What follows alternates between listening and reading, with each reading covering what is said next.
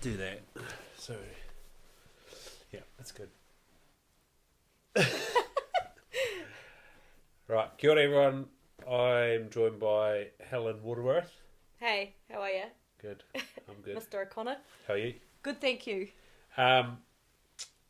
What did you do on the weekend?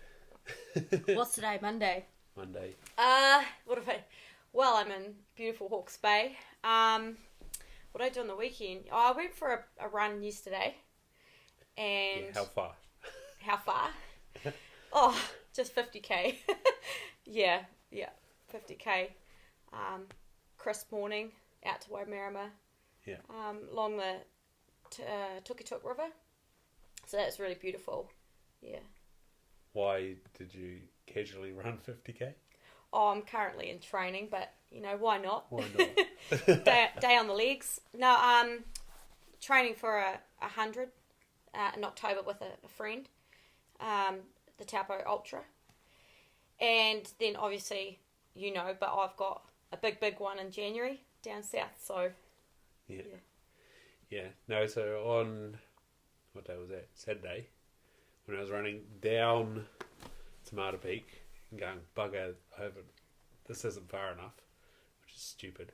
I was like thinking about yourself and Justin and Kane Briscoe, and I came up with if someone ever asked me like what advice would you give someone for life, I'd be like surround yourself with savages. Savages, yeah. Because knowing you guys are in my sort of circle of influence was like, oh, I've got to keep running because of you guys. And basically Tomato Peak's nothing to shake a stick at, though. no, but it was nothing in the scheme of things, which was funny because I used to live at the bottom of Tomato Peak, and when I first got here I was like, right, I'm going to run up and down it, and I injured myself. And so to like knock the bastard off, so to speak, on Saturday was pretty good. Come a long way in a year, but everyone starts somewhere too, you know. Yeah, it's right. And sometimes you can have a hard 5k and an easy 20, so it is every day's different. Yeah, I am learning that. But yeah, you're partly to blame with why I'm stupidly doing 101, because I was sort of growing up in South. That's in Christchurch, eh? Yeah. When's that? January the 9th. Yeah. You're growing up in Southland, the Kepler Challenge is in the newspaper every year, which is something you've done. Mm-hmm. And then people like Lisa Tamati, Steve Gurney used to be my hero growing up, like the Coast to Coast and stuff. And then more commonly now there's like Courtney DeWilder and Zach Bitter, who I've had the great people to follow. Yeah, had the privilege to interview Zach Bitter. He's such a champ. And Lisa Tamati, you know, just so awesome. And then when I was talking to you, like, oh, I think I'm going to do this Aotearoa Ultra. It's 53k. And you're like, well, what's the furthest? What's the furthest? And I was like, oh, 101. And you're like, always into the furthest. Next day, what do I do? Into the furthest. Where do you get that idea of always into the furthest? Go big or go home. Like I don't know. Like I've done the Luxmore Grunt as well, and I've done that before the Kepler. So, and that was 28k. Yeah. So I definitely think, you know, there's something magical about going for those. I mean, there's nothing to shake a stick at 50k either, but I always think if you're going to test yourself and put yourself through the mental game to get to a distance like that, what's 100, what's 70, go do the biggest one. You're going to go all the way down there to do it, you know, you may as well go and smash the biggest. And that doesn't really make sense, but it's good. Yeah, okay. So what have you done so far running wise, and when did it start? I had this conversation with Dave Perry actually not long ago, like where did the running start? I don't really know. I kind of stumbled into it. I love the mountains. You do the peak and then you want to go higher. And so you start chasing higher, and you find that by running and taking less with you, you can go further, see more. Yeah. And so it just developed into mountain running and trails. A lot more to see getting off the road, I guess, and some beautiful country, some amazing races that take you over some incredible land you'd never get access to otherwise. the atmosphere of a trail run and the races is cool. Just doing it for yourself is even better if you're into the New Zealand outdoors, conservation, all that good stuff. First race I did was the Tarawera 50, and that was a shock to the system. And I actually swore I'd never do another one, and I was broken afterwards. But somewhere along the line... How broken? Don't move too quick. How broken? I had a thing called nerve bunching, which I didn't even know could happen. And I was on crutches afterwards for 2 weeks and needed physio to get back. And that was 50, and I ran 50 yesterday. So you can definitely adjust and train the body and get back up on the horse, that's for sure. So putting yourself through that and then seeing yourself achieve it, all of a sudden you think, I can actually do a lot more. Yeah. And so you don't stop, you get back out there. So had you done any halves or common marathons or prior? Yeah. A couple of 20s. I'd never done. Or was that training or? Yeah. Since then, I've taken myself and with friends and entered in other trail runs around the country, Cape Kidnappers, Waitoma Caves. It's so cool. Yeah. Really cool people out there doing it. All kinds of characters. No, it's like I said, it's always been an attraction for me, and I gave it a go at marathon after I got out of uni, and the physio basically said, do you want to be a rugby player or a runner? And at that time I still wanted to be a rugby player, but now I'm no longer a rugby player. It's kind of like the excuse is gone, so and the itch obviously hasn't disappeared either, so scratching it in the worst way possible, I think. Man, you're doing really well if you're running too. No, it's good, but it's funny how you say about how for seeing the wilderness you can see it faster.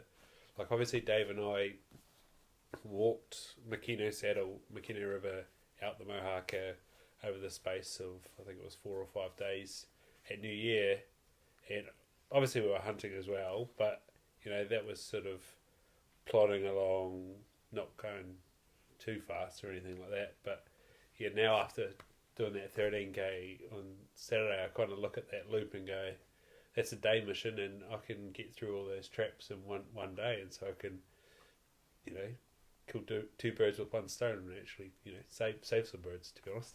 But the track up there's beautiful, and I've definitely run around there myself, and it's a great day out. It's beautiful. You should do more of it. It's like now firmly in my sights. What do you take? Say you were going to go on a loop, so you're going to go back to your car, but out in the wilderness, what are you taking in your backpack, camel pack? So the correct answer would be Mum and Dad. My located beacon. No, in all seriousness, I'm quite minimalist. Yeah, so simpler, better. I do take my cell phone. Yeah. For service, and try not to take too many pictures because I want to remember the whole thing. Yeah. As opposed to being behind my camera, but I'll take an egg sandwich, maybe a protein bar, and a ton of water. That's about it. Maybe a buff and a hat. Yeah. Yeah. Not a lot. Did you try the peanut butter slug yesterday? I did. How'd it go? Yeah, fantastic. Goes good? Yeah. That's good to know. Yeah, I did. Thank you for that. Peanut butter's always a winner. Yeah. Yeah. No, it's good out hunting, but I didn't know how it would go running. That's good to know. Fast energy. Yeah. It's all good. Those things are easy as well. Just whip off the top, wolf it down. Yeah. So when it comes to a long race, you like to be more natural rather than gels and stuff. How do you attack it? On race day, kind of for me, anything goes. And I know that goes against a lot of people's beliefs. People think you should be training on what you'll race on the day, and eating what's on at the food stations along the way as well, so you don't get an upset gut and everything else. I haven't done sugar or been on sugar. When I say sugar, like processed sugars and things like that, for eight years. Yeah. So for recovery, for everything for me and energy wise, that stuff doesn't behave well for me. So I try to run, as clean as possible. On the day, however, I'll be smashing back the gels. I'll be having that flat Coke at a drop bag somewhere, and I did the half Ironman with that same sort of theory, and because I hadn't had any sugar, and on race day I had it, I was like, zoom, I was like, it was good. It really helped me, but not everyone sees. You got to do what's good for you. You'll know when it comes time to training what works with you and what doesn't. Yeah. No, I'm excited to see how the ketones go, mixing with the carbs as well. My good mate Luke Taylor, who's been on here 3 times, he said that he used the ketones at about 20k on his Ironman, and it's sort of something I want to target. And then like Zach, man, you should be asking the professionals about this sort of stuff. Like, that's what the thing about Zach. But it's interesting you say about how on the day you do something different, and that's kind of like him. He's like most of the time he's eating meat, but then when it comes to race day, he's like using glucose tabs, like standard doses of glucose to just smash out 100 miles so fast. Yeah. Could only dream of what that guy can do. Yeah. You said about not taking too many photos. How do you sort of feel about being in the backcountry and that interruption of technology? So my cell phone has previously kind of saved my life. So I do take it with me, especially because you have service on the tops, and if you change your mind about a route, you can let those people that do care know. Look, hey, if you come across something really neat, take a picture. That's why you're out there. But I do truly believe that if you can go out for the day and not have to look at it, or even listen to music or a podcast or whatever, then you're completely in the present moment, and then you're actually going to remember it. So a lot of the times when you go to a concert or you go out and you're behind your phone taking pictures, you don't actually fully embrace the atmosphere. And you have some amazing pictures and you're like, oh, that's right, I did do that. But I think, using your memory and keeping in the present moment as best as possible is the way to live. Nice. So not everyone's done a big run or even a tramp in the backcountry, but that concert thing people could probably relate to. Like, there's nothing worse than, especially when Snapchat was big, seeing someone's stories like a whole concert. And you're like, did you watch any of that or experience any of that? Yeah. No, yeah. I think people can relate to that. Where do you want to mission to next in the backcountry? I have a trip tentatively, is that the word? Yep. Booked into the Tararuas end of August. So really looking forward to that. I think we're going to go in the Rongonungas and have an explore around there. I would say it's probably armed tramping as opposed to a hunt, but just getting out with some mates and hitting some huts and having some good conversation and getting some fresh air. Other than that, I'll be doing my own sort of thing up in Northland with another good girlfriend, Adi McKenzie, but when I can grab her. And so sometimes I don't know when I'm going to explore. It kind of just happens. Yeah. So your love for huts and maps comes from your nana, your mum? My grandma, yeah. It's in the family, the whole family actually. Grew up tramping, and my grandmother, that's why I'm down here, but she's mad conservationist, given her whole life to Doc. She's tramped every track in this country, and she could tell you anything about any hut and any bird or any plant you'd like. So, yeah. And you got a bit of a passion for that now yourself? Yeah, definitely. And the older I get too, it's become more and more important. Yeah. So, tell us about your mission for Northland, which your police friend tried to advise you against. 4 a.m. mornings. Oh, yeah. So I have to learn how to navigate at night for this race I have in January down south. And so in the near future, I've been procrastinating it a little bit. I have to get outside and go out by myself during night time, overnight even, and just get time in the legs, but also just kind of go bush and navigate and find my way.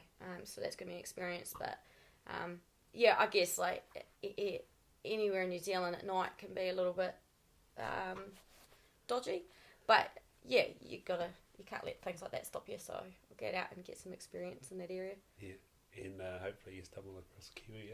And yeah, okay, so life goal to see a Kiwi in the wild, and I would die a very happy lady once that happens. So yeah, top of the list. There's a moorpork around here, and every couple of times if I'm up early enough, I hear it doing the square one. I'm like, oh yeah, that's not a Kiwi, that's a moorpork.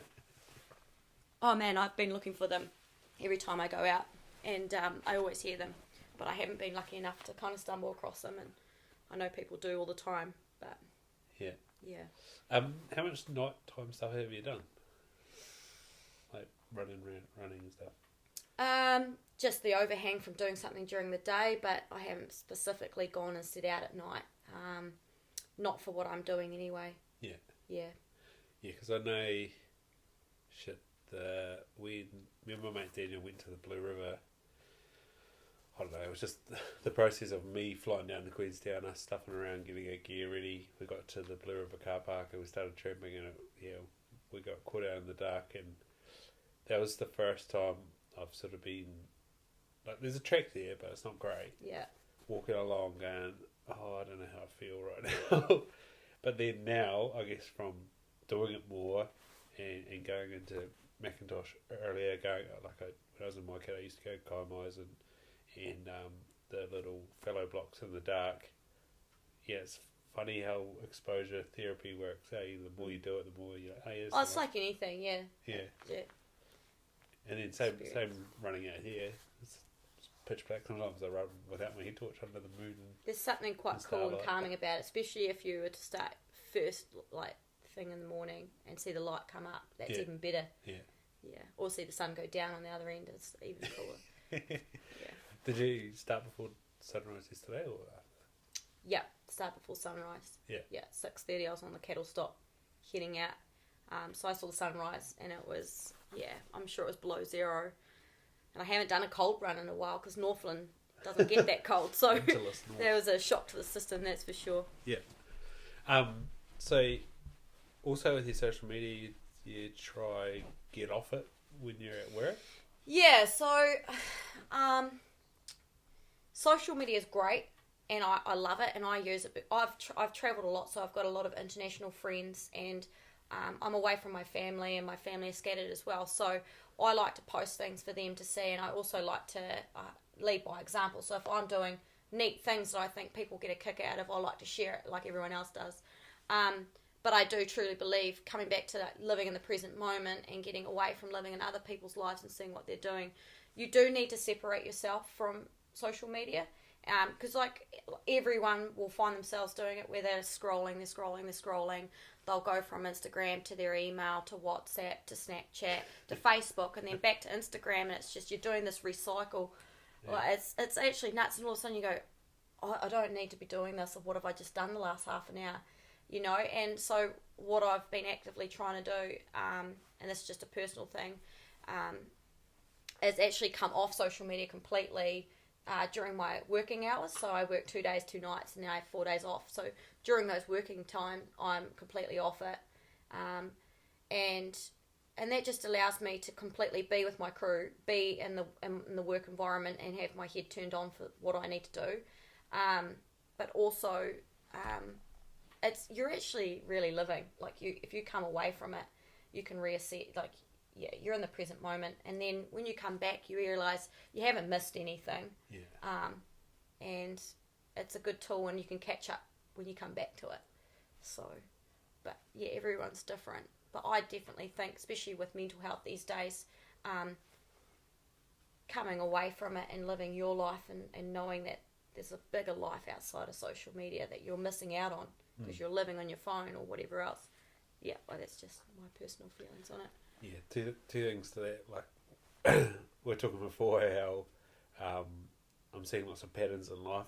In the podcast I was listening to on the way to work this morning, the guy's Jewish, so he has like a technology Sabbath. So from Friday to Sunday, he's off his technology, and it sort of started out. He was, you know, a serial entrepreneur, answering the phone during dinner and stuff, and his wife was basically about to leave him, and so every year, so he still has 4 weeks holiday, like a lot of people do, and on those weeks holiday, he's completely technology free. Fantastic. And then, now every weekend he also goes without his technology, and that was exactly him and Tim Ferriss were kind of saying, like, it's amazing how even half a day away from it, you're just like, whoa, here's life. Here's life. Yeah. Real life. And like working out on the farm yesterday, I still was listening to stuff, but not having any reception or not having any like messages or something. I think listening to podcasts and YouTube and learning and growing and listening to other people's conversations, that's awesome. Yeah. I don't believe like that really comes down to social media as such in regards to overusing, but maybe it is too. Yeah, but like you can definitely get bombarded with information, and especially with my long drives to Auckland, I've started like changing it up, getting audiobooks, and even like I downloaded Spotify again during COVID, and like listening to music again. Like right now, for some reason, I've got this song in my head. I don't know, my brain tends to run on different tracks sometimes, but yeah, like I always have like a theme song to my life quite a lot of the time. Theme song to your life. Love that. Who doesn't? yeah. But like the second thing especially about social media, I find, and I try curate my page so that people are inspiring me, not making me jealous. Now, the 100 people I follow, I get kind of jealous because I wish I could be on this. It wasn't adventures, but it's just FOMO. Yeah, but that's just FOMO, and I know that it's like, man, my hunting bucket list is so big, but I'm going to get through it, and it takes time. It's like inspired's a good way to say that. Inspired. Yeah. It's like, you know, hunting's about patience. Grass is always greener on the other side too, right? So. Yeah, that's right. But the real key thing is that that comparison is the thief of joy. So if you're inspired by something and it, motivates you to do something, get after something, well then that's a positive. But if you're like jealous and woe is me, I guess it also comes with that like living above the line, below the line thing. If you're taking like responsibility for yourself and your emotions, then you're above the line, you're feeling good, you can be proactive. But if you're like, woe is me, oh, this is not fair, oh, why aren't I doing that, well then you're below the line and you make yourself miserable. But like being away from social media just really cuts out that decision thing. I think Jocko calls it, it's like no thought or something like that, no contest thing, where it's just like it allows you to really 100% no distraction. And I guess it should be used as a tool. Yeah. And it can be positive, and it's a way to connect, and it's a good way to network, and it's a good way to learn. But like anything, there's negatives, and you've just got to be aware of it, and you're going to be aware of it in yourself. And what you're looking at, what content are you looking at? I think that plays a big part. So, yeah. I was having a chat with a mate last Tuesday, and that's what we were sort of talking about. Like, what's the tool you're using social media for? And like, I met you through Dave, and like obviously Fitzy and Justin, and we all sort of like talk through it. And I sort of like-minded people. Yeah. I was like, yeah, exactly, like Savage Crew. and I was like, I was saying to him, I was like, I have found myself less and less scrolling vertically.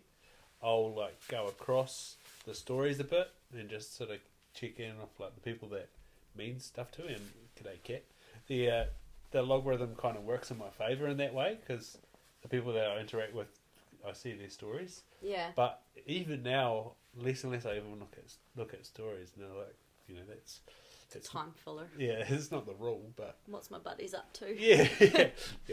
What are they doing? But yeah, I use stories to then, and I love it that you can message from stories to like start up yarns with people, and like that's how I use it. But yeah, definitely the amount of times that you snap yourself out of it and you just go, what am I doing? And being away from it, it's great. And like, for a while there, I was really sort of dependent to like posting 3 times a week. But shit, my Stag Ryan page has not had a proper post. Like, I posted the podcast. It's not had a proper post for like weeks, and I'm like, I like feel real good about it. And life goes on, doesn't yeah, it? Yeah, that's right. It's like, Yeah. I've actually done quite a lot of things in the last Yeah. 2 weeks, but haven't felt compelled to do a post about it. I'm like, that's where I think the story's quite handy, because it can be like, snip it and be done. Yeah. But I also think the other thing about stories is like, even if it's 2 minutes long, that's quite a lot of time.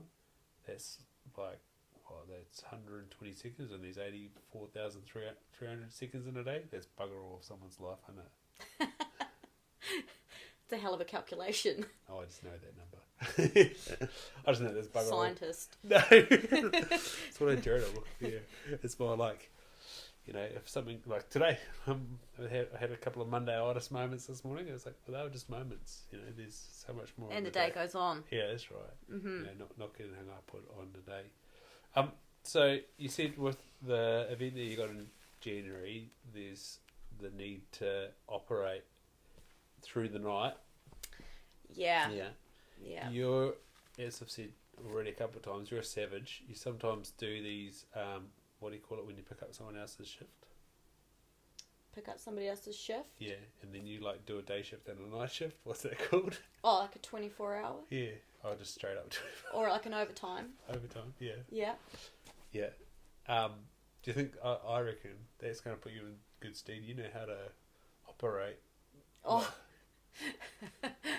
Yeah, it's kind of hard to explain our shift system, but you have the option to work a 24-hour shift, but it's all above board.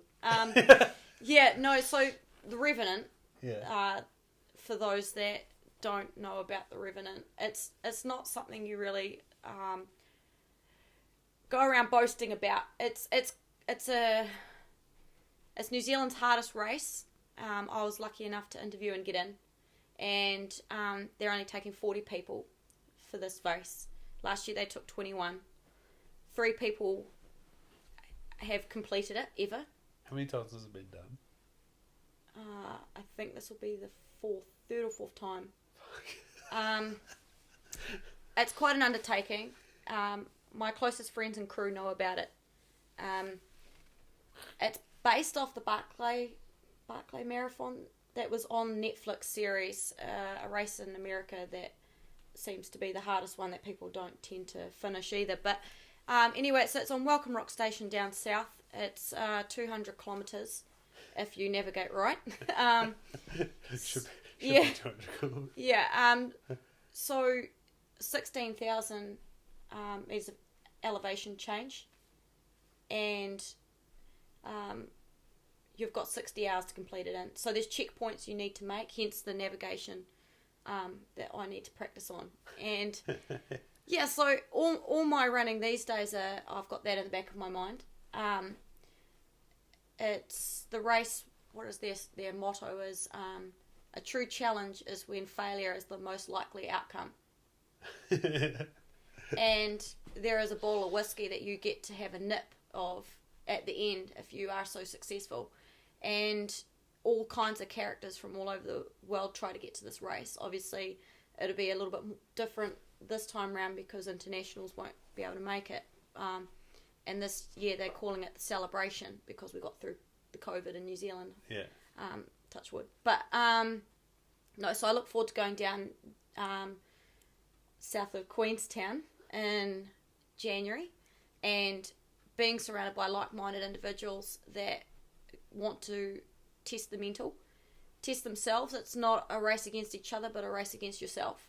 Yeah. And I feel super lucky to be a part of it. I try not to do too much overthinking or self-doubt. It'll be what it'll be. I know the guys that did complete it didn't sleep the full 60 hours. I don't want to get this wrong, but I think there were a lot of military personnel and special forces people that pulled themselves off the course. Yeah. So I know I've got my work cut out for me. But that's a challenge in itself as well. So Doing it for civilian forces. yeah. So no, that's my I'm a goal setter. So that's my thing for January. Yeah. Yeah. So I don't think you went into it with Dave. Like you guys talked about the Sky Tower run, and I think you sort of dared Dave to enter, which I hope you wrote that down, Dave. Yeah, I actually have to look at when and if they might run that event again. Yeah. And I know that there's a day for civilians and all kinds of people to have a go. Yeah. And I do challenge Mr. Dave Perry to give that a crack. Yeah, man. He'd kill it. Yeah, absolutely. So, yeah, as I was going to say, you didn't really let on how good you did at the old Sky Tower race. Hey? Placed once or twice. Oh, far out. Yeah. Yeah, no, that's I don't know if I'll do it again. But that's a cool event and it raises money for leukemia, and I definitely know they'll be, I think they might have even set a date, I couldn't tell you, but I'm pretty sure it'll be up and running again shortly. When does it normally happen? May 18, around that time. Yeah. So obviously this year it's been passed up, but I'm pretty sure they'll be tackling that again shortly. So how, like within the firefighter community, how is it sort of, is it something that most people try and get into, or it's still like a special group of people that go and do it? They have a couple of events up the Sky Tower. Yeah. For firefighting, it can be volunteer career, it can be Air Force fire, it can be airport fire. Everybody comes together, and the main goal is to raise money for leukemia. Yeah. And there's a lot of money raised. Like, it's a really cool event. And then they have a dinner at the end where you can buy tickets, which also go towards the leukemia fundraiser.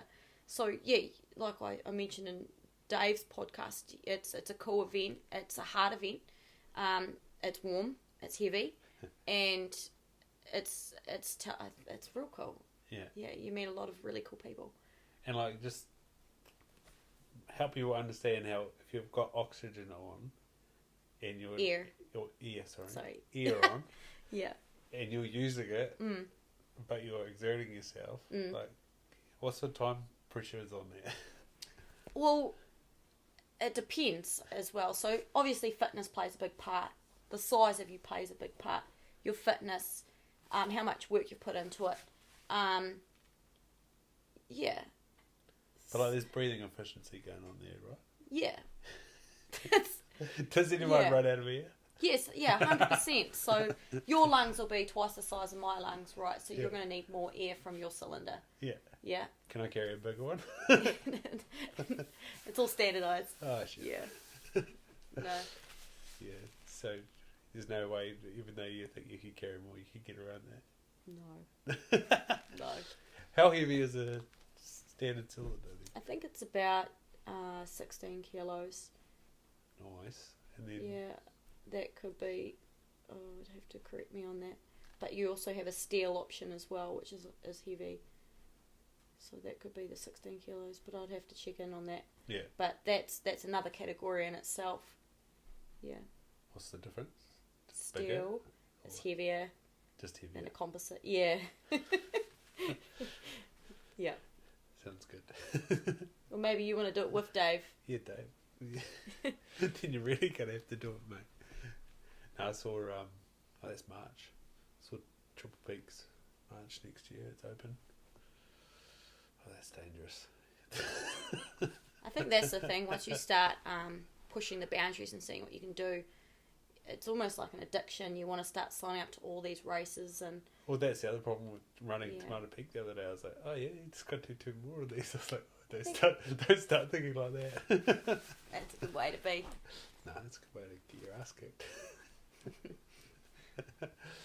Mate, you did a wellbeing course the other day. And yeah, at work. Yeah, it was really cool. You're a bit apprehensive to start because you didn't even know about it. Was that more of it? Like you were just kind of thrown, like, hey guys, sit down, we're doing some stuff. Yeah, I mean, it's one of those things that it's still kind of touchy subject. Like, there's definitely a movement where wellness and well-being and mental health and all that good stuff is coming around where it's okay. Yeah. And you should be self-aware and self-assessing and and all the positive stuff. And so, yeah, we actually had a day at work the other day, and it was so good. Yeah. It was really cool. Yeah. What was your biggest takeaway? Like you're sort of saying about this hearing, and that's what appeals to me as well. Like hearing that it's not just woo-woo stuff. I think from what I take away, it was real science based as well. Yeah. So, it was kind of like a holy moly moment. Like, oh, okay, that's really interesting, because they talked about like hormone levels and like your serotonins, your flight or fight response, being exposed to things, and then and how that affects you over time, and that everyone's reaction is a normal reaction, and like I'm no doctor or anything like that, and I can't preach exactly what was taught, but definitely that it's good to investigate into yourself and grow, however that looks, and don't be too harsh on yourself for your day-to-day thoughts. Like your brain, you need to work on your brain like you work on your body in the gym. I truly believe that, and I think you should start first thing in the morning, and even like every single day you're going to have sometimes those doubts and those thoughts that come up, and they're not always positive, and you're like, where do these come from? Like, and so I do think, you should write your own story, not just be the reader. Yeah. Like, you should definitely work on your brain every single day. Yeah. How many times did old mate come up yesterday when you were running 50k? David Goggins, or no, just your old mate. The one on your shoulder that tells you to quit. There was a lot of swearing going along. In the last 10k, so I'd actually organised for my brother, bless him, to come and pick me up at Waimata Beach, and my goal was either 5 hours or 50k. Yeah. And I wasn't coming home until I did 50k, and he pulled up the car up next to me, and I'd done 5 hours, but I was at 47 kilometres. And part of me was like, just get in the car, you've done your 5 hours, girl, you're done. And then the other part of me on the other side was like, fuck off, you're doing 50k, you got 3 bloody k to go, you were going to keep going. So like, it's not easy to put yourself through these things, but and you'll always have those highs and lows, and there'll always be that inner chatter and that inner doubt and that. But you'll feel euphoria, you'll feel pain, you'll feel hopeless, you'll feel awesome, you'll go through all kinds of emotions and battles, and you actually go into, especially with endurance, I talked about this with a friend the other day, is that you actually go into this awesome like trance. Yeah. And your body and your mental will get you there. You've just got to keep moving. Yeah. And just go with the flow. You kind of had it on that 40 the other day as well, weren't you, like time versus 40, and you're a little bit short? Yeah. So I did 40k last week. Yeah. And the same thing, like you get into the 30s and you think, I've still got 7 or 8k to go, and I don't think it's the distance, I think when you've set a goal and you're just going to go through the motions, so like you've decided to go for 100 versus the 50, it doesn't really matter about the distance. Even the other day, you will do it. Even the other day, getting to the bottom of Tomato Peak, it was like 6 kilometres. I was like, oh fuck, that's not even halfway. So like last week, 8k would have been your biggest distance, 10k would have been your biggest distance, something like that, right? And so that was your normal.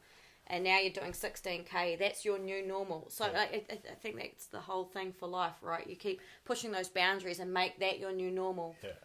And that's what on the program, that's what I've sort of highlighted it. It's like every time you go to a max, I've highlighted it, and every time then you have a deload week, it's like, right, it's the like start again week. It's like, I'm bloody excited. It's awesome.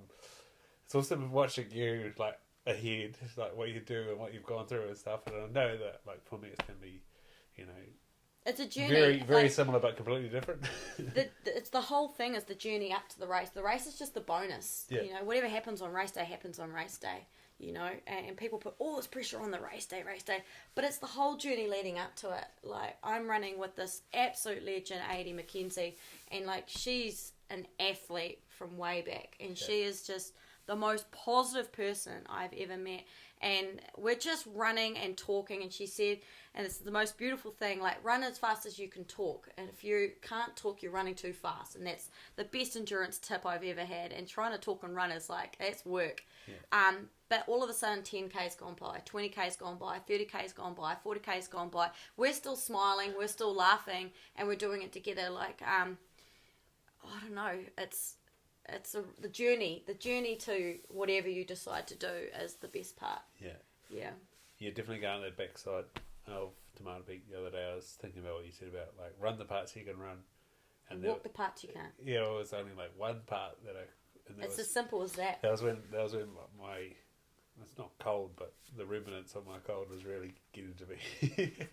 I was like, right, I just need to walk a little bit. But yeah, no, it's awesome having those little tools, especially from, like, that's how I approach, like, the podcast, is that if you have stories of people that have done it, then it proves to you that, you know, maybe you can do it. And again, that's 100%. What's cool, like, knowing you and seeing you guys train, and it's like, righto, so that's what's in my near future. Like, it's a really cool experience, and something to be excited for. Yeah, and like you know, going back to those people that inspire me, like Cam Haynes and Goggins and Miss Tamani and stuff, it's like, it can be done. Like, when people say, "Oh, what the heck, you haven't even done a half marathon," and it's like, so what? Like, why not? Like, what?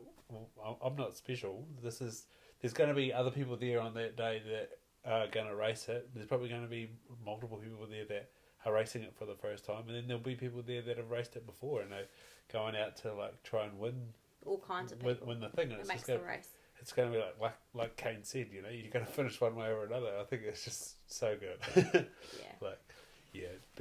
Being surrounding yourself with savage people, I was like, yeah, that's pretty good idea. Yeah.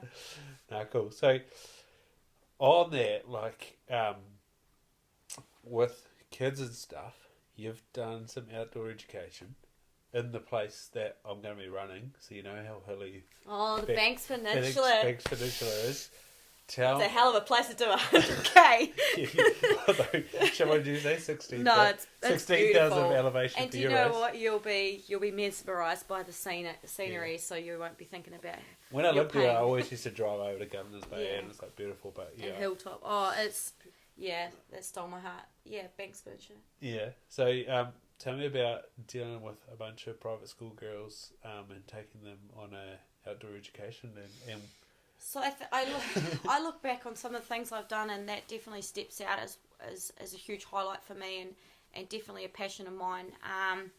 So obviously, for those that know me, I've done the outdoor instructor thing and thoroughly enjoyed it, and passing on the passion for our great outdoors. I did get the opportunity to start up my own program where I would guide 16-year-olds from St Margaret's, and there wasn't actually many. St Margaret's. St Margaret's, sorry. No, they were the most loveliest girls. And so I designed this program for a week, and I based it off. I only had a week, but I based it off my 3 weeks at Outward Bound when I was 16 years old, which completely changed my life and it steered me into the direction that I'm going in now. But so I took these girls from day one, and I made them hand in their cell phones, hair straighteners, makeup, watches, anything they had that would connect them with the outside world. Yeah. Took away all the superficial stuff. And you could already see that they were kind of in peer groups and cliquey groups. And I made sure they had no idea what they were going to get for the whole week. They kind of lived in suspense and had to adjust as the days went on. So the moral of the whole thing, like what we wanted to get out of it, was to break them down and show them what life is really about in regards to values and teamwork and how to treat each other, and going forward, you know, what is truly important. And so, day one, separated them, made them sit for a solid hour by themselves with no distraction, spread them out all along the harbour in Wainui, and I asked them to decide what they want to get out of the week. And from then, it was just a week of awesomeness. So we did some kayaking. We took them on a tramp.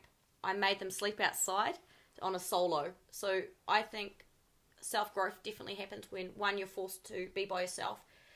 Get out of your comfort zone, and also have to think when you're hungry and you're cold and you don't have the shelters at home.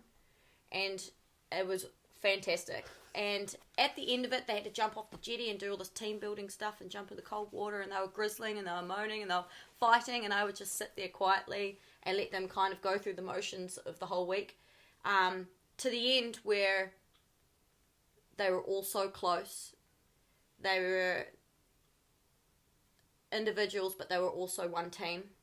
There was some really good conversation at the end, and they didn't want to leave, and they had all said that they would take this into their life and that they would think about the pressures of home and how we worry about too much that doesn't really matter. So boyfriends not texting back, and you know, sometimes too much homework and social media and everything else like that, and that the real life was, well, one, the outdoors, but challenges and being resilient and being healthy and being respectful and all that sort of thing. So there was such good feedback from that week that St Margaret's then rebooked, and it became like a thing.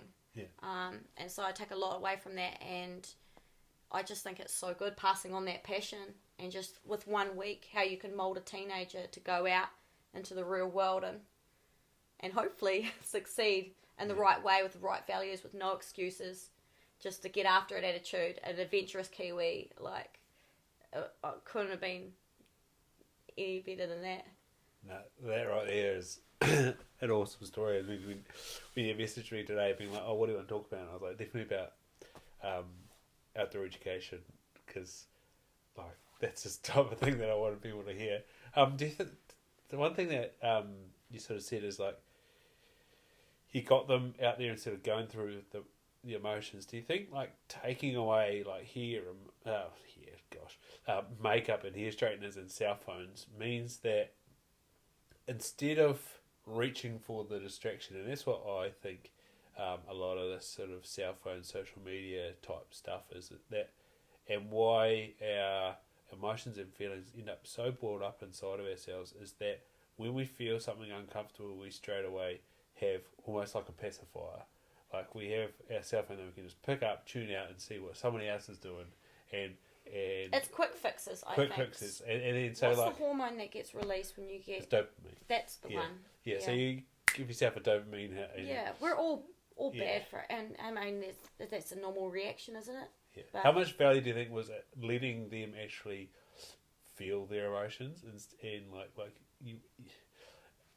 I've seen people do rock climbing or abseiling and just completely freak out, go through that process of freaking out, self-reason, and then abseil and get to the bottom, and they're so stoked. Because they were like climbing up the wall, like, no, I can't do that. Oh, they can't like to text their mate because we were in Waitomo and there was no reception or anything, and we didn't have phones or anything. So it was like. But that's the whole thing with adventure and getting yourself out of your comfort zone and growing. Like that whole process you just talked about. Yeah. That's growing and living. Yeah. So letting them go through their emotions and everything, that's them having an experience. Yes. And a healthy experience. Yeah. And something that they will take with them and reflect on and use going forward to any other hardship in their life. Yeah. Without even realising. Yeah. This is, man, I've had a weekend of podcasts. Like, one was Joe Rogan with Andrew Huberman, who's like a neuroscientist, and he was talking a lot about the stuff that you had in your well-being stuff, and also a lot of things I'm passionate about in optometry. Kind of works with ophthalmology a little bit. And the other guy that Joe Rogan had on was the owner of Tough Mudder, and actually Spartan Race, but they bought Tough Mudder. He's Joe as well. Can't remember his last name, but you're actually ahead of the curve, because he just during COVID got a bunch of his mates' kids around to his farm and put them through the ringer, And so he'd taken their cell phones away during the day, but he made the mistake of giving them their phones back at night. And so after sort of 2 or 3 days, he sort of found out that they were texting home being like, save me, get me out of here. But he said once he found that out, he got rid of the phones completely. I think he said he had them again for like 2 weeks. And by the end of it, again, the kids didn't want to leave. They like wrote him like that was the greatest experience I've ever had in their life. Yeah. Like Outward Bound, and my mate went on Spirit of Adventure. Oh, I can't promote those things. Yeah, like that was something I especially always for teen wanted years, to when do. you're growing and making 100%. But I was like, just like with why I didn't really go hunting when I was at school, I was too busy prioritising. I'll call it that sport. What about going through school sort of meant that I'm going to go do Outward Bound? Like, was that the same time you were skipping school to go milk cows? Yeah. So, I sent myself to Outward Bound. Sent yourself out? Yeah. Cause I was a lost teenager, smoking a lot of weed, milking cows, sneaking away from school to milk cows, and I was a good kid. I didn't break the law. I didn't really get into trouble. I didn't break the law. Yeah, I was breaking the law. Sorry. No. I had no direction. Yeah. I didn't know what I wanted to do. I was like, my situation has to change. And I stumbled across a pamphlet in the bank of Outward Bound. So it wasn't even at school, like guidance counselor or anything? No, nothing like that. It was a sign from somewhere. Yeah. It was meant to be. So no, I saw this pamphlet and I flipped through the teeny little thing and I was like, this looks amazing. Yeah. This is exactly what I need. I need to get out of my comfort zone. I need to go down for 3 weeks and be completely removed. And that's exactly what happened. I went home and I said to my olds, I said, this is what I'm going to do. And they were like, what? Why? And I was like, I need to. Yeah. And it's shaped my whole life. I came back and I was like, I want to be an outdoor instructor. I want to start running. I want to have no excuses. I want to be better. Like it gave me that hunger for life. Because you do a half marathon there, right? Is that right? Yeah. Yeah. Yeah. I'd never run in my life. And that's an off-road half marathon too, right? It's a bit of both. Bit of both. Yeah. You run parts of the Queen Charlotte. They have you up at dark. I did a winter course. They have you up at dark. You run and you gradually build. And then you jump in the sea. And you have cold showers. No hot showers. Yeah, I think that's what they do on Spirit of Adventure. So it's a whole break you down, rebuild sort of experience. I did a mind, body and soul course. There's many courses and anybody can go, but yeah. Yeah, one of my hunting heroes, and there's books around here somewhere. Greg Kygo is an instructor at Outward Bound for a long time, eh? Yeah. Oh. Sounds like a hell of a place. There is an adult course, eh? Yes, very. Yeah, I there's. have to sign up one day. Like, yeah. That's. Yeah. The Spirit of Adventure, like I say, that adventure course that is that place still around? Which one's that? The course that you instructed at, is it still YMCA? around? Oh, right, yeah. Yeah, and Wainui? Yeah, 100%. Yeah. Yeah. There's something for those YMCA camps. I know there's one in Hinua Ranges as well. Yeah, my friends are actually running it now, so. In Peaks Peninsula? Yeah. Yeah. Yeah. Sick. Yeah. Nah, it's cool. Maybe that's like where all this sort of hunting outdoors is coming from. That desire as a teen and stuff that I never fulfilled. It's all of a sudden like same with like. I also think there's a natural instinct to want to get out there. Like it's like that paleo effect sort of thing. Yeah. You know, like it's in our nature to want to run the hills and do all that stuff. So. And like obviously you've come out here to the farm, and unfortunately it's night time, but just behind us is the main range of the Rohini's, and like having that on your doorstep is pretty powerful. Like yesterday, like stare at them. Bluebird Day, well, that's pretty much what I do. I'm like, all right, carry on working. Or like I was taking the 4-wheeler away down away from the ranges and then biking back. Had to go slow because they had a whole bunch of posts on the back of the trailer. And just cruising along, just looking up at them, and like, whoa, where am I driving? They are distracting. Yeah. Speaking of quads, and something I'm passionate about, destination farms. Mm. Yeah. What do you reckon is so? Why would somebody want to rock up to a farm to check it out and stay, and then obviously go take them off road on a quad bike? Why would somebody want to? Yeah. Who's the actual target market? Do you think? Well, I worked for Wharekauhau Lodge in the Wairarapa for 3 years, and our main clientele were wealthy, because it was luxury, was wealthy overseas people, mainly Americans. But they wanted a safe experience, a little gourmet, I guess, with getting outdoors. Yeah.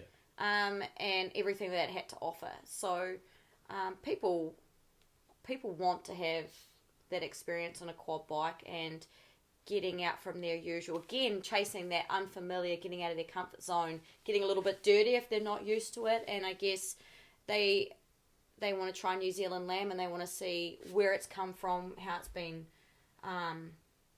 fed and maintained, and then how it gets to their dinner plate. Not all of them liked that, but they found out. Did you take them to the works? Or?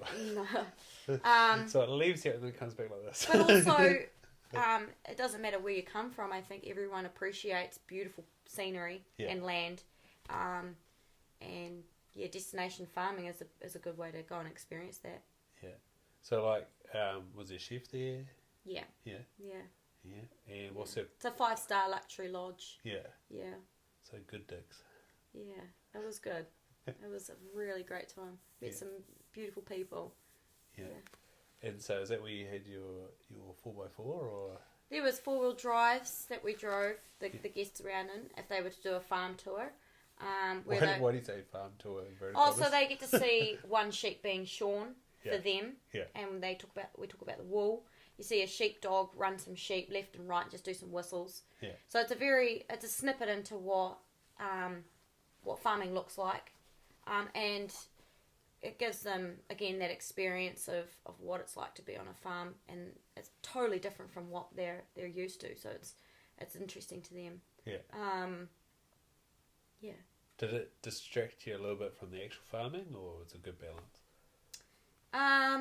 I said actual farming again, inverted commas. No, good balance, variety. Yeah. Yeah, because the farm still needed to be run. Yeah. So you're still doing that, and then you would break to then share your love for it with people that had no idea about it. So, you're sharing that passion and making them aware, and then, they take that knowledge and they become better people for it, because they'll appreciate the meat, where it's come from. New Zealand, maybe conservation, whereas before they had no insight into that. Maybe they took it for granted prior. Yeah. Yeah. And had many of them eaten New Zealand lamb, say in the States? No. No. Oh, it's a good marketing little ploy too. What was I going to ask about? Oh yeah, were they quite curious? Asked about questions. Were the guests curious? Yeah. And did they I would say 80% of them. Yeah. Some were either there for work, and it was just kind of like a tick the box, or a accommodation option. Yeah. But yeah, 80% of them were really curious, and that was up to you as a guide to build their curiosity and to get them involved and to make them participate. I think that's the best way of explaining that. Nice. So, to get to the point with some people that you're kind of like, right, I've got to carry on, or like that? Yeah, I mean, there were the odd groups that they had no interest, and it wouldn't matter how hard you would work, you would just kind of like brief over things. And then there were certain things that you knew would spike their interest or shock them. Yeah. So, yeah. Yeah.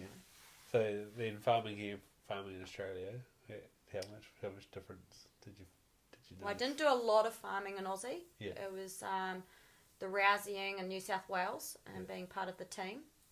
That was really interesting. Totally different to New Zealand. Once again, hot. The kelpies and they were cool. And the wool on the merinos was tough. Yeah. And your hands would just get cut up. travelled around with the gang. We had an Indigenous lady, or Aboriginal. She would cook for us, and she was such a good cook. Couldn't speak a lick of English. And the guys, the Australians, were so Australian, I couldn't even understand their slang. I didn't even think that was a thing. So that was definitely an eye-opener. I farmed in Scotland for 2 years. Yeah. And that was incredible. That was very, very different. Is it all Highland cattle? No, we did like a Scottish Highland breed, blackface, and they were sworn petite with the horns. And we had a blue face leister and Texal, and there were some shearing cattle, I think. But no, so we farmed everything indoors during the cold time, and I would mole trap as well. That was interesting. Killing the little moles. Yeah. So, is it much different to catching like stoats or possums or rats? Yeah, different. Well, because they live under the ground and they're blind. And you'd see their mounds, like little dirt mounds, and you'd take a stick and carefully place it into the ground until you felt the tunnel, and the stick would just go straight through. Yeah. And so you'd leave the stick there. So is that the problem? You could like break ankles and stuff. Well, it's more so the dirt mounds replace the grass. Right, yep. And so, for any farmer that knows, when grass has been taken by any pest, it's a real pain. Yeah. And I think the sheep would still dig their nose into the dirt mounds and get disease and sick, scabby nose and things like that. So moles weren't the biggest problem, but they were a problem. And so you used to hang your moles on the fence, and the gameskeeper would come and count them. Yeah. And you get paid like £8 a mole, sort of thing. It wasn't like you'd go all day mole hunting, but it would be one of those things that you kind of like, if you had time, you'd go off and do the mole mounds, like But you'd get a spade and you'd dig a square out of the tunnel. Yeah. Carefully lift the dirt out because they can smell the sunlight on the soil, so you got to be quick. And you put the mole trap in so that when the little fella comes running along, he gets caught. But you put the dirt back on so you close out the light. Yeah. And then you'd come and check them again the next day or something. But yeah, poor moles. No, Scotland was fantastic. If anyone ever gets the chance to do some destination farming, definitely take the chance. Yeah, you don't have to be a farmer or know anything. You can get a job and go and experience it for 3 months even. Yeah. If I ever become a director at this place that we got to work, we get a sabbatical, and that's probably my first sabbatical idea is go destination farm. Yeah. Or maybe go on one of the ultimate OE things, depending on what age I am. And if the border's open. Gosh, let us out. Speaking of let us out, you talked about dive instructing in Thailand with Dave and not being there particularly legally. Oh man, you're a real lawbreaker, aren't you? This is not painting a good picture. But you said you got back from Outward Bound and you're like, right, I want to be outdoor instructor. Mm-hmm. Like, you had a passion for the ocean before that, or it was like diving? No, again, stumbled into it. It's funny how that works.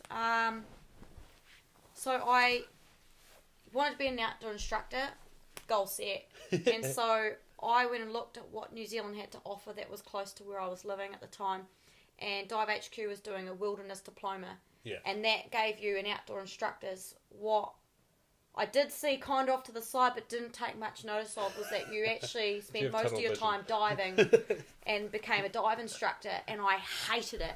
I remember my first dive and I hated it. My instructor lost me. It was horrible. In what way?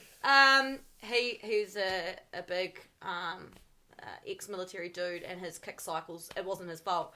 I was probably just floundering around and totally uncomfortable, totally foreign environment to me.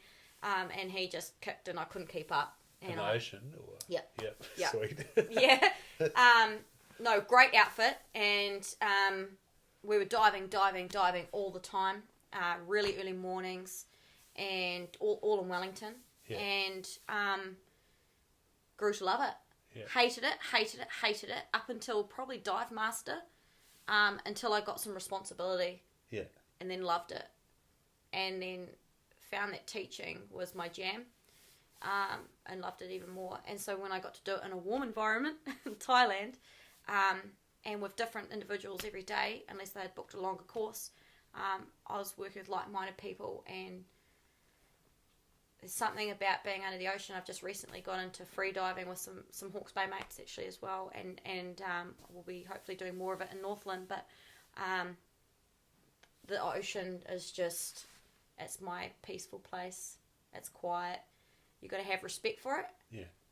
And if you do respect it, it'll respect you, and you can eat. Yeah, you can eat all the good things, and hunt. Yeah. So it ticks all the boxes. Yeah, so on the respect thing, I didn't really realise this much until my brother talked about my aunts and uncles' dive experiences, but tell the uninformed about currents that you don't really think about. Yeah, so currents in Bali are insane. People go to Bali for the current diving. Currents need to be respected, and if you're going to be doing it on purpose, you need to be with professionals. Yeah. But if you're caught in one and you don't want to be, obviously try and swim just slowly out of it. Don't exert yourself, or swim upwards. Just gradually swim upwards. Yeah. Yeah, I've been caught in currents, and definitely puts the hairs up on your back.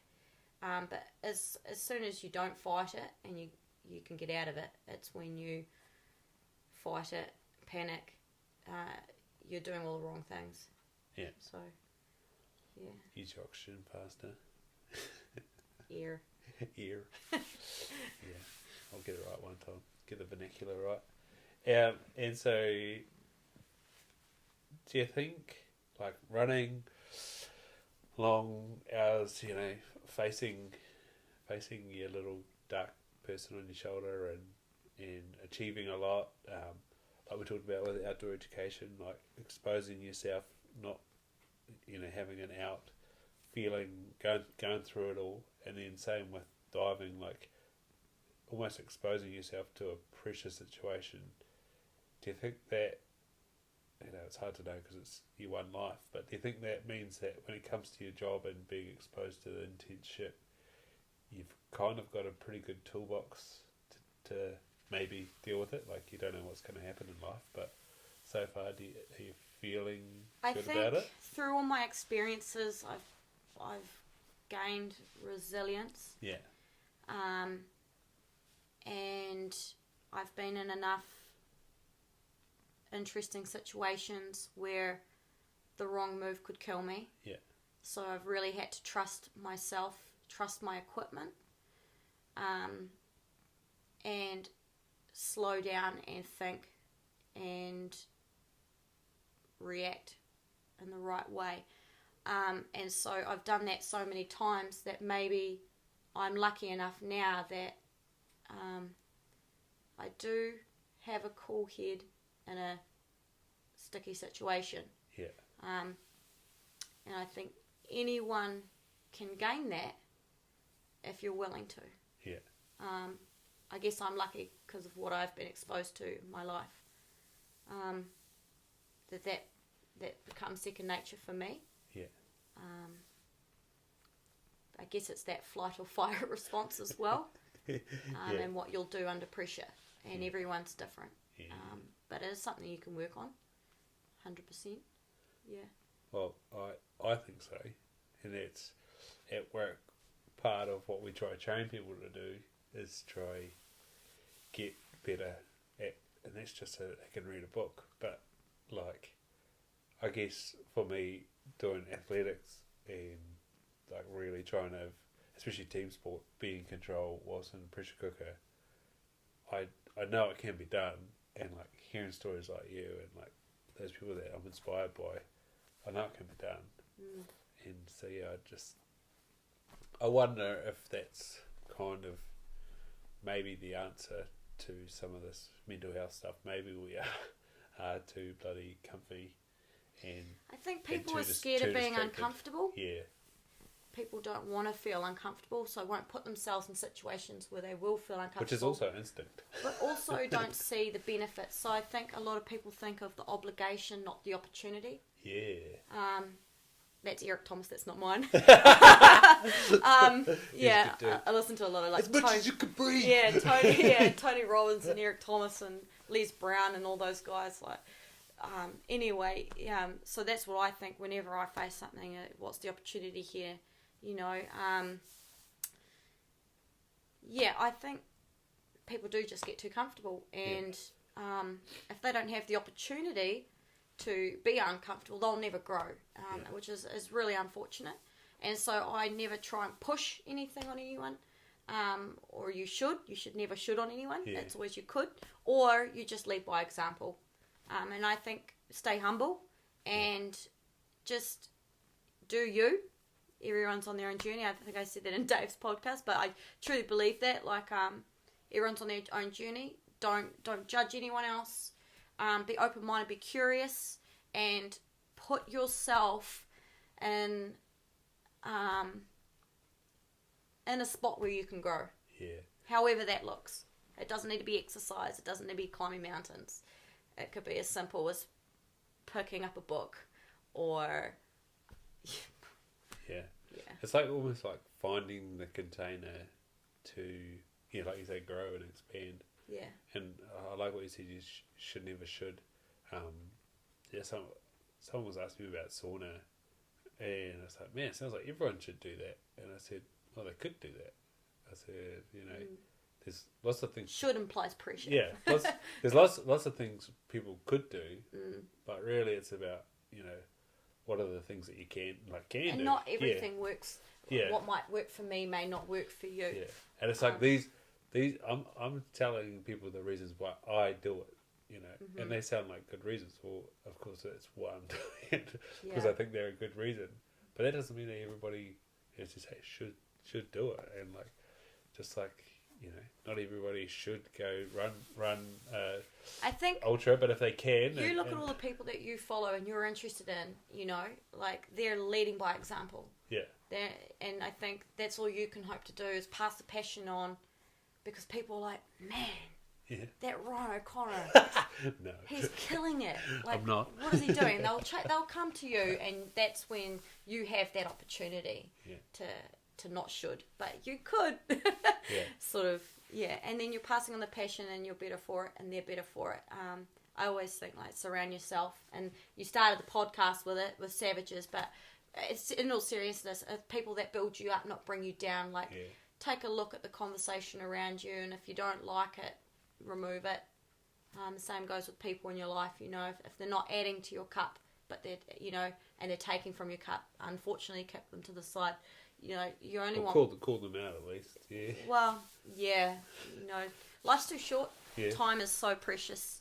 If anything, I've learned in my job, and your job, and life in general, is time is your most precious commodity, or however you'd like to say it. Yeah, and it sucks when you see it wasted. You just go, I wish I could have met you, 40 years ago or something like that. It's like, man. So we've just dropped a lot of cliche, and the cliches because they're all the sayings, because they're true, but and they're good to have, trickle around in your head. Especially friendly reminders. Yeah, that's right. Especially when you need to get out there and run yourself 50Ks, you need a few words of inspiration. But, exactly right. Do you have something that you've listened to my podcast before that live your life by, shows up all the time? Like a saying? No, saying or thing that always shows up that you're like, that happened, or I was true to that, or I was on path or whatever. I always think whether I'm talking to someone, or if I'm eating a meal, or I'm about to do something, or I always think, am I being my best self for whatever the situation is? So my big thing is, if you feel better from having been around me, then I've done my job. Nice. And that's all that I could ever hope for. Yeah. Yeah. I think that's the best way to explain. Yeah.